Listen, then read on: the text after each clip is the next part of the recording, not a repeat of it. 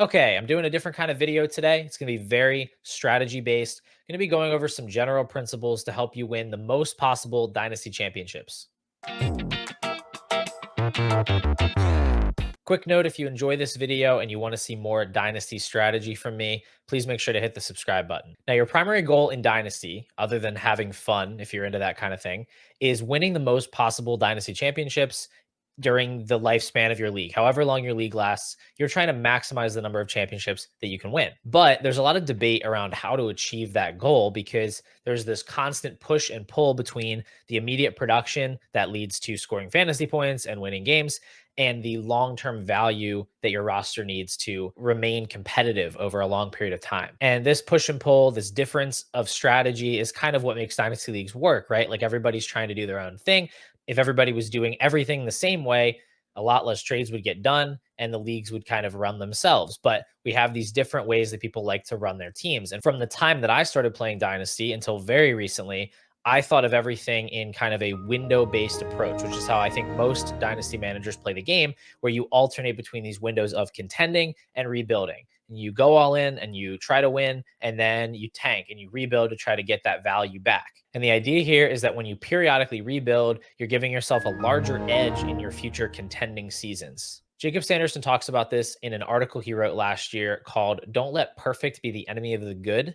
I will put a link in the description to his Substack. It's a paid post. I definitely would recommend getting his Substack. He's one of the best dynasty minds in the game, and I'll kind of be referencing some of his thinking from that article. It's probably one of the most eye-opening dynasty articles that I've read, and it talks a lot about this window-based approach. He calls it a credit-based team construction because if you think about what you're doing, it's like you're contending now and you're sending away draft picks or you're sending away value to buy points for your team, and you will eventually have to pay for those points later by rebuilding, by taking a year off. And so when you rebuild, you are now paying off the debt that you have built up. But in theory, you've given yourself enough of an edge in those contending years that you can then handle a rebuilding year and overall you come out ahead. But broadly speaking, I think that this is correct. I think sometimes you do have to rebuild and sometimes you can make trades to give yourself a better chance to win. And if you do it right, I think you can really boost the value of your team in a rebuilding year in such a way that it does give you an advantage in future seasons. However, there is one major massive, enormous problem when it comes to this window-based approach and the way a lot of dynasty managers play in these rebuilding and contending windows. And it is that they constantly and always overestimate how often the best team wins. Basically, every problem with dynasty team management comes back to this fundamental error, this overestimating of how likely it is to win a dynasty championship in a given season. So that's what we're really going to talk about here. I have numbers to back this up, but the bottom line is that the best team just doesn't win as often as most people think. There is no such thing as an unstoppable fantasy team.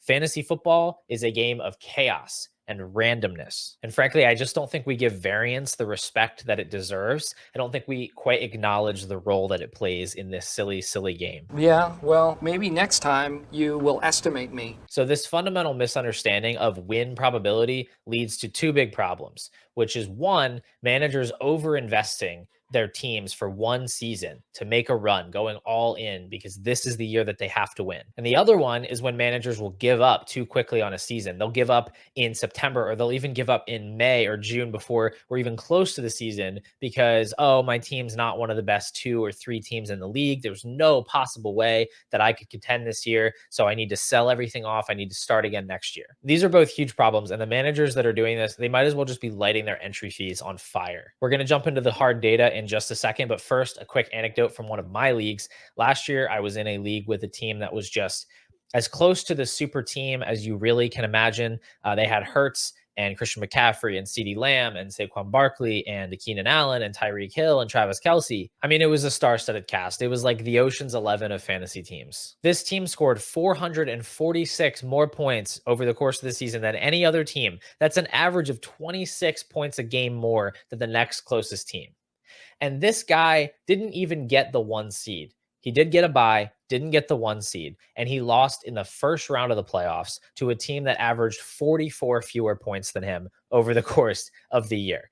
That is how random fantasy football is. This guy was lapping the field every week, but when it came down to a single matchup in a single week, in week 16, his guys couldn't get it done. There was a mixture of injuries. There was a mixture of just dud weeks at the wrong time, but that can happen to any fantasy team. So that's part of the reason that we tend to overestimate our odds, is that we don't understand just how random things can be in a 1 week sample. If it was just regular season, most points from week 1 to week 17, we'd probably have a better idea of who was going to win when the season starts. But when you get to those playoff weeks, it's just a bunch of coin flips in a row. You have a good team, fine. It's a weighted coin flip, but it's a coin flip nonetheless. And you can very easily lose. In fact, you're most likely going to lose. Even if you get a bye, you probably won't win the championship, which all sounds very sad, I know. But let's take a look at the actual data here. This comes from Adiko, who is the brain behind Dynasty Data Lab. And he took about 900 12-team Superflex Dynasty leagues. And he took a look at how often teams of a certain playoff seed won the championship. And this, I think, is incredibly eye-opening. So what you're looking at here, you've got across the top, the ranking, the final finish of all of the playoff teams from 1 to 6. And then on the left side, you have what playoff seed they were. So we can go to any box and we can see, okay, how often did what seed finish in what spot? Like bottom right, we have the 6th seed finishing 6th about 35% of the time. You look at the top right corner, you see those zeros. That's because the 1 and the 2 seed can't finish in 5th or 6th because they have a bye week. But that top left quadrant, I think, is the most telling. You can see those are the green boxes. That's your best chance of finishing first. The 1 seed finishes in first about 32% of the time. The 2nd seed finishes in first about 26% of the time. So those bye week teams, they have the best odds. But you can see 32%.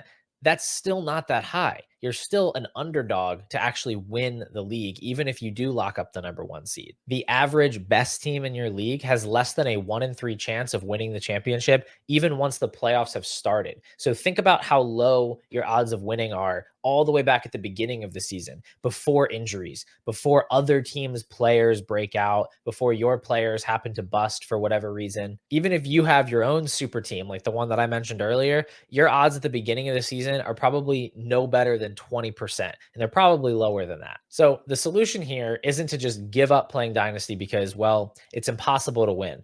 The answer here is that we need to be smarter about how we construct our teams and how we decide when it is time to contend and when it's time to rebuild. So I think there are really 4 main takeaways from this chart and from this larger idea that we're talking about here. The first one is you should view rebuilding as more of an emergency measure. Think of a rebuilding season like the airbags in your car. You really don't want to use them. It's comforting to know that they're there when you need them, but you should never want to use your airbags. You should never get in the car today and say, hey, wouldn't it be fun if we deployed the airbags? They're there in case of an accident, in case you screw up your team, in case you draft Trey Lance in the first round of a startup. Great. You can rebuild, but it should never be a preferred option and it shouldn't be done lightly. Second, don't go all in. Never, ever, ever, ever, ever, ever say, I'm going all in. Ever. Even if there's a fire. You can only do so much to increase your odds of winning a championship in a given season. You have seen the numbers right there. You get the 1 seed, you get the bye week, you've got about a 1 in 3 chance of winning. The best you could probably do if you have the most stacked roster you've ever seen is give yourself maybe a 40% chance. You do not want to sabotage yourself in future seasons trying to build an unbeatable fantasy team. Third, securing a bye week is by far the best thing that you can do to increase your probability of winning. So when you are making a trade for a point scoring asset, when you're buying a veteran player that you think can help you win now, you should really be doing that at the beginning of the season, because the more that that player can help you secure a bye, the more likely it is that that player actually affects the outcome of your league. The closer to the trade deadline or the playoffs that you're trading for a Christian McCaffrey or a Tyreek Hill, the less likely it is that they're actually going to make an impact on your team. And fourth, if you want to win the most possible dynasty championships, you should be making the playoffs in your league as often as you possibly can. You don't want to be making moves that inevitably force you into a rebuild. It's okay sometimes to say, this isn't my year, and you lose your starting quarterbacks and you lose your starting running backs, and you say, you know what, we got to regroup. We'll get them next time. That's okay. But you should realistically want to make the playoffs every season, and rebuilding should be your absolute emergency backup plan. Now, there's a lot more I could say about dynasty strategy, obviously, and I plan to make more videos on it in the future.